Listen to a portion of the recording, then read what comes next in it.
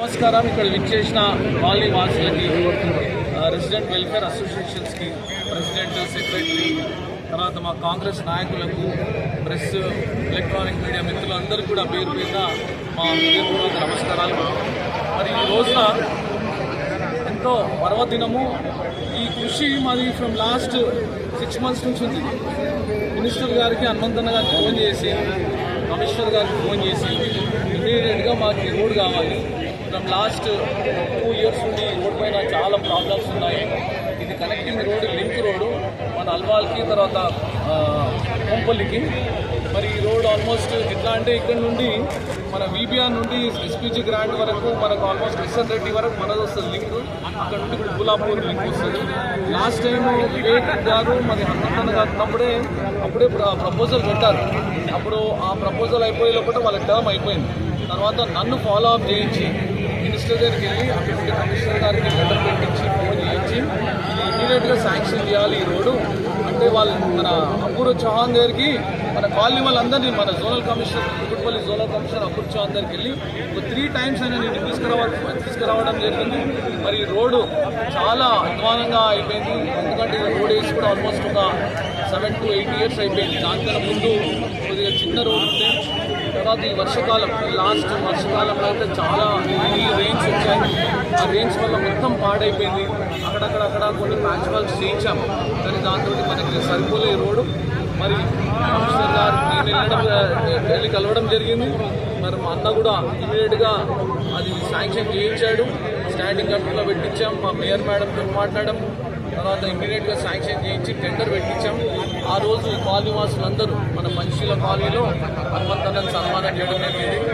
మరి వేరే ఎవరెవరో ఏదో అంటున్నారు, వాళ్ళు మేము చేయించాం, అది చేయించాం, వాళ్ళ గురించి నేను మాట్లాడదలుచుకోలేదు. ఎవరైనా కానీ జిహెచ్ఎంసీలో ఒక ఆర్టీఐ పెట్టుకోండి.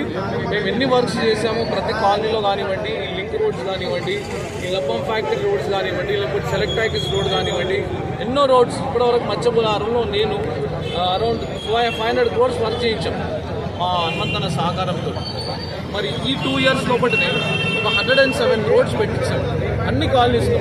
ఇక్కడ ఒక్క కాలనీలో కూడా ఒక రోడ్డు ఎవరు వేయడం జరగలేదు. అంతా హనుమంతన్న ఆధ్వర్యంలోనూ జరిగింది, మా ఆధ్వర్యంలో జరిగింది. అయితే హనుమంతన్న ఏంటంటే అసలు డెవలప్మెంట్లో అట్లా ఎప్పుడు కూడా వెనకకు తగ్గలేదు. ఏదన్నా ఉండనివ్వండి, బాక్స్ ట్రైన్స్ ఉండనివ్వండి, లింక్ రోడ్స్ ఉండనివ్వండి, ఎస్ఎన్డిపి వర్క్స్ ఉండనివ్వండి, తర్వాత ఈ ఇంటర్నల్ రోడ్స్ ఉండనివ్వండి, సబ్ రోడ్స్ ఉండనివ్వండి. ఈ 2 years లోపల మన హనుమంతన్న వెళ్ళిన తర్వాత కూడా 107 వర్క్స్ చేయించడం జరిగింది.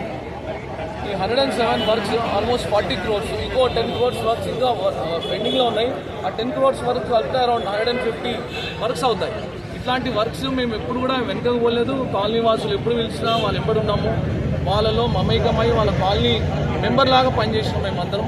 డెఫినెట్గా ఫ్యూచర్లో కూడా ఈ అల్వాల్ సర్కిల్ని కానీ, మల్కాజ్గిరి కాన్స్టిట్యున్సీని కానీ ఒక అద్భుతంగా తీర్చిదిద్దే ప్రణాళికలో మేమందరం ముందెళ్తున్నాం.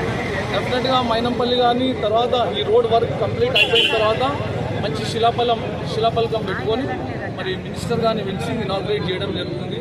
ఇవాళ ఏంటంటే రోడ్ వర్క్ స్టార్ట్ కావడానికి మా కాలనీ వాసులు అందరినీ వాళ్ళు ఇక్కడ పిలవడం జరిగింది. కాలనీ వాసులు అందరూ కూడా మా హృదయపూర్వక కృతజ్ఞతలు. మరి మీ అందరూ ఎంబడి ఆల్వేస్ వీఆర్ విత్ యూ అని తెలియజేస్తున్నాను.